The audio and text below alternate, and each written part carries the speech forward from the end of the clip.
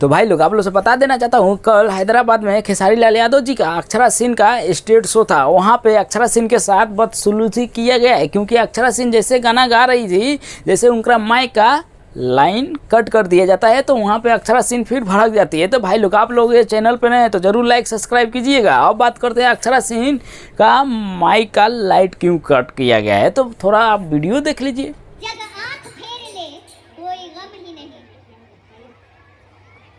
तो देख लिए ना, अक्षरा सिंह गाना गा रही थी तब तक माइक का लाइन कट कर दिया जाता है।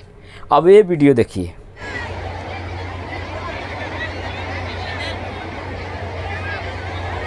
तो देख लिए ना कितना बवाल हो रहा है। तो पूरा वीडियो दिखा देते हैं हम। तो हमारा चैनल पर रिच कंटेंट मार के डिसेबल कर दिया जाता है मोनेटाइज, इसीलिए हम नहीं दिखाएं। तो भाई लोग अक्षरा सिंह कहीं पे भी जाती है तो विवाद हो ही जाता है। अब क्या पता कैसे हो जाता है अक्षरा सिंह का।